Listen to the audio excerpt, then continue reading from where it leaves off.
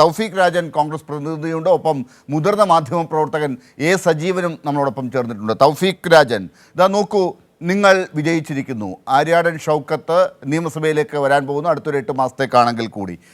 ഈ വിജയത്തോടൊപ്പം ഉള്ള കണക്കുകൾ എന്തൊക്കെ സൂചനകളും സന്ദേശങ്ങളും പാഠങ്ങളുമാണ് നിങ്ങൾക്ക് നൽകുന്നത് എന്നുകൂടി ഒരു ചെറുപ്പക്കാരനായ തൗഫീഖ് രാജൻ എങ്ങനെയാണ് അതിനെ കാണുന്നത് എന്നുള്ളത് കൂടി അറിയാൻ ആഗ്രഹമുണ്ട്. ഒരുപക്ഷെ വലിയ വടവൃക്ഷങ്ങളൊക്കെ തെരഞ്ഞെടുപ്പിൽ നിങ്ങളെ നയിക്കാനുണ്ടായിരുന്നെങ്കിലും ചെറുപ്പക്കാരാണ് ഇതിനെയൊക്കെ പ്രധാനപ്പെട്ട ഒരു കടിഞ്ഞാൺ കയ്യിൽ ഏന്തിയത് എന്ന് പറയാൻ ശ്രമിക്കുന്ന പല മുഹൂർത്തങ്ങളും ഉണ്ടായിട്ടുണ്ട്. അതുകൊണ്ട് അവരുടെ പ്രതിനിധിയായി നിൽക്കുന്ന തൗഫീഖ് എങ്ങനെയാണ് ഈ കണക്കുകളെയും ഈ വിജയത്തെയും ഇപ്പോൾ വായിച്ചെടുക്കുന്നത്?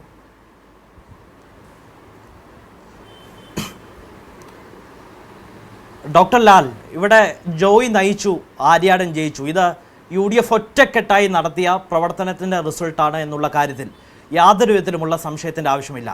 ഇവിടെ വർഗീയത പറഞ്ഞവർക്ക് നിലമ്പൂർ ഒരു ഉജ്ജ്വലമായ മറുപടി അത് നൽകിയിരിക്കുന്നു. അത് വലിയ ഭൂരിപക്ഷത്തിൽ 11,077 വലിയ ഭൂരിപക്ഷത്തിൽ വർഗീയത തുടർച്ചയായി നിലമ്പൂരിൻ്റെ മണ്ണിൽ രാഷ്ട്രീയം പറയാതെ വർഗീയത പറഞ്ഞവർക്ക് കൃത്യമായ മറുപടി നൽകിയിരിക്കുന്നു നിലമ്പൂർ എന്നുള്ളതാണ് എനിക്ക് ഈ ഘട്ടത്തിൽ പറയാനുള്ളത്.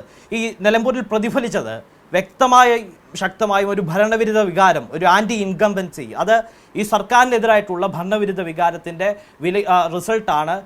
വരാൻ പോകുന്ന വലിയ മാറ്റത്തിൻ്റെ, വലിയ മുന്നേറ്റത്തിൻ്റെ പ്രാരംഭം കുറിക്കലാണ് ഇന്ന് നിലമ്പൂരിൽ നിന്ന് നമുക്ക് കേൾക്കാനായത് എന്നുള്ള കാര്യത്തിൽ ആർക്കും ഒരു സംശയം വേണ്ട. ഞാൻ മുൻപ് സൂചിപ്പിച്ചു, ഇതൊരു വലിയ മാറ്റത്തിൻ്റെ, ഒരു മുന്നേറ്റത്തിൻ്റെ സൂചനയാണ്. കേരളത്തിലെ ജനങ്ങൾ ഒരു ഭരണമാറ്റം കൃത്യമായി തന്നെ ആ കാര്യം പറഞ്ഞു. നിങ്ങൾ ഭരണവിരുദ്ധ വികാരമുണ്ട്, ഒപ്പം തന്നെ വലിയ വിജയമാണ്, വൻ ഭൂരിപക്ഷമാണ്. ഇതൊക്കെ ഇപ്പോൾ തൗഫീഖ് പറഞ്ഞതിനകത്തുണ്ടായിരുന്നു. ഈ 3 കാര്യങ്ങൾ തന്നെ എടുക്കാം. തൗഫീഖ് വളരെ കൃത്യമായ കാര്യങ്ങൾ നോക്കി എന്നാണ് എനിക്ക് തോന്നുന്നത്. എല്ലാ കാര്യങ്ങളിലേക്കും പോകാൻ തൗഫീഖിന് സമയം കിട്ടിയോന്ന് എനിക്കറിയില്ല. പക്ഷേ ഇതിനകത്ത് വൻ ഭൂരിപക്ഷം എന്നൊക്കെ പറയുമ്പോൾ ഞാൻ നേരത്തെ പറഞ്ഞ ചില കാര്യമുണ്ടല്ലോ. ഇവിടെ ഇടതുപക്ഷ സ്ഥാനാർത്ഥി M സ്വരാജും തൊട്ട് മുമ്പുണ്ടായിരുന്ന ഇടതിൻ്റെ സ്വതന്ത്രനായി നിന്നിരുന്ന ആൾ, അതായത് PV അൻവർ, അദ്ദേഹവും മത്സരിച്ചിരുന്നു. അവർ രണ്ടുപേരും തമ്മിലുണ്ടായ അഭിപ്രായ വ്യത്യാസത്തിൽ അവർ മാറി മത്സരിച്ചു എന്നുള്ളത് ശരിയാണ്. പക്ഷെ അവർ രണ്ടുപേരും കൂടി നേടിയ വോട്ടുണ്ടല്ലോ, അവർ ഒരുമിച്ച് നിന്നിരുന്നെങ്കിൽ 85,000-ലധികം വോട്ടുകൾ ഇപ്പോഴും കിട്ടാനുള്ള സാധ്യത അവിടെയുണ്ട്. രാഷ്ട്രീയമായി അവർക്ക് ഒരുമിക്കാൻ പറ്റാത്തത് കൊണ്ട് അവർ 2 പക്ഷത്ത് നിൽക്കുന്നു. അവർക്ക് 86,000 വോട്ട് രണ്ട് ആയിട്ട് 66,660-ഉം 19,760-ഉമായിട്ട് അവിടെ ഉണ്ട്. പക്ഷെ അപ്പോഴും നിങ്ങൾക്ക് അതിനെ കവച്ചു വെക്കുന്ന ആ ഭരണത്തിൻ്റെ ഭാഗത്ത് നിന്നിരുന്ന 2 പേർക്ക് അപ്പുറമുള്ള വോട്ട് നേടാൻ നിങ്ങൾക്കായിട്ടില്ല. ഭരണവിരുദ്ധതയുണ്ടെന്ന് നിങ്ങൾക്ക് എങ്ങനെ അവകാശപ്പെടാനാകും?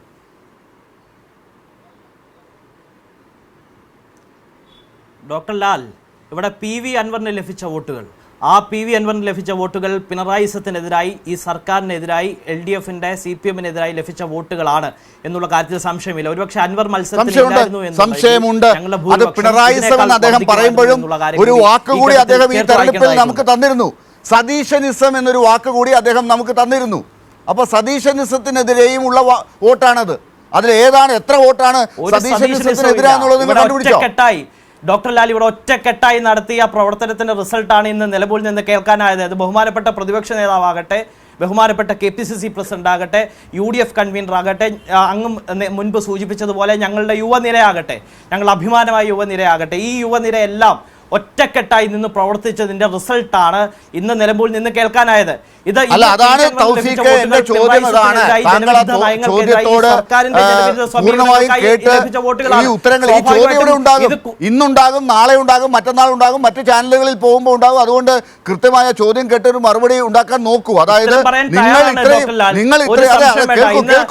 എന്റെ ചോദ്യം കേൾക്കൂ. നിങ്ങൾ ഇത്രയും കഷ്ടപ്പെട്ട് ഈ പറയുന്ന യുവനിരയും നിങ്ങളുടെ VD സതീശനും K സുധാകരനും അനിൽകുമാറും മറ്റുള്ളവരും എല്ലാവരും കൂടി ചേർന്ന്, അടൂർ പ്രകാശും എല്ലാവരും കൂടി ചേർന്നിട്ട് നിങ്ങൾക്ക് ഇത്രയും പ്രചരണം നടത്തിയിട്ടും നേടാനായത് ഈ 77,737 പക്ഷേ ഇപ്പുറത്ത് 66,660 പ്ലസ് 19,760 എന്ന് പറയുന്നത് നിങ്ങളുടെ വോട്ടല്ല.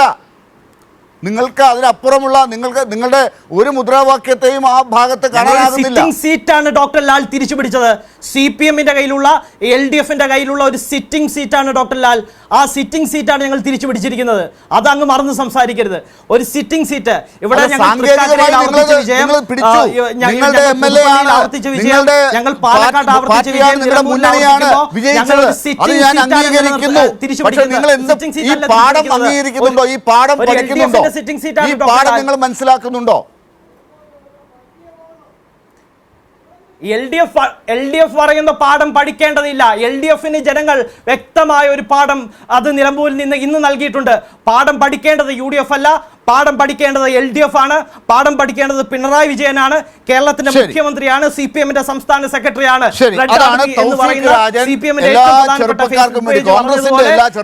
നന്ദി ഭാഷ എന്ന് മാത്രമാണ് പറയാനുള്ളത്.